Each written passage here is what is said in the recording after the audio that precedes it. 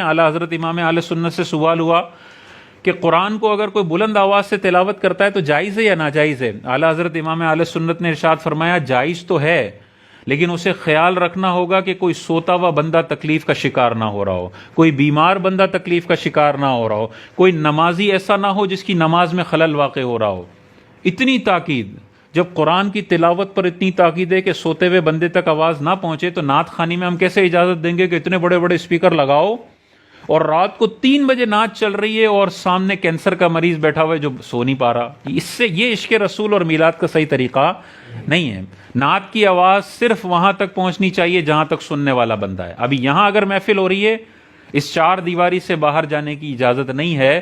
باہر اگر کوئی کام کر رہا ہے وہ ڈسٹرب ہو رہا ہے، کوئی سویا ہوا ہے وہ ڈسٹرب ہو رہا ہے، تلاوت پر منع کیا گیا تو کیسے؟ حضور کا عمل، صلی اللہ علیہ وسلم کا عمل مبارک ہمارے سامنے ہے۔ حضور جب تہجد کے لیے اٹھتے تھے، آہستہ سے بستر سے جدا ہوتے اور گھر کے دروازہ آہستہ سے کھول کے باہر نکلتے تھے۔ تہجد کے لیے اٹھ رہے ہیں لیکن باقی گھر والوں کی نیند کا خیال ہے کہ باقی گھر والوں کی نیند میں خلل نہ پڑے۔ یہ تو نبی نے ہمیں سکھایا ہے کہ آواز کی تکلیف آپ کسی کو نہیں دے سکتے۔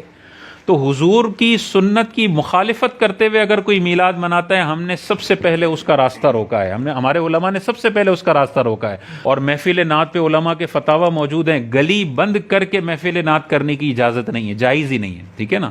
کیونکہ گلی میں ہر شہری کا گزرنے کا حق ہے۔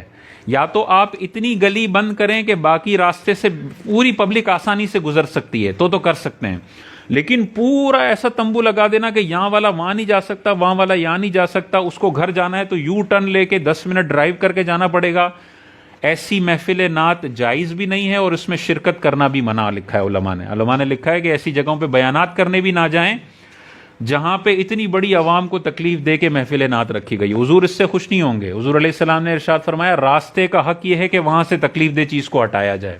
ایک مرتبہ جہاد کے دوران صحابہ نے راستے تنگ کر دیے، اپنے جہاد کا سامان راستے میں رکھ دیا، روڈ پہ راستہ تنگ ہو گیا۔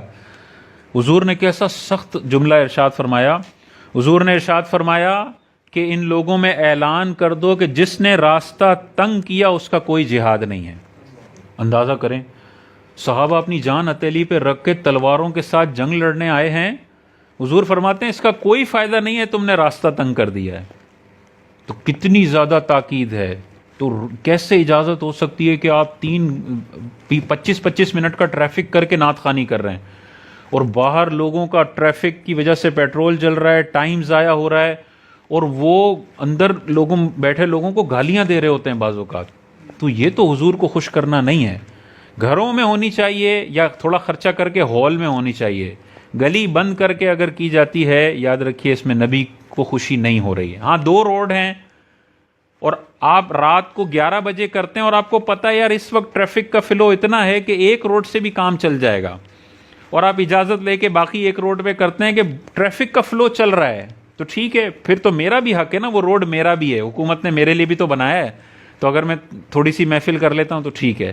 لیکن یہ روڈ اس طرح سے بند کرنا کہ 1 گھنٹے کا ٹریفک ہو رہا ہے، لوگ گالیاں دے رہے ہیں، لوگوں کا پیٹرول ضائع ہو رہا ہے، میلاد کا جو تقدس والا ہمارا ایک تہوار ہے وہ بدنام ہو رہا ہے، یہ تو سارا اس بندے کے نامہ اعمال میں گناہ ہے۔ جب وہ باہر گاڑی کھڑی ہوئی ہے نا، پل پل اس کے نامہ اعمال میں گناہ کبیرہ لکھا جا رہا ہے۔ بندے کو تکلیف دینا کوئی معمولی بات نہیں ہے۔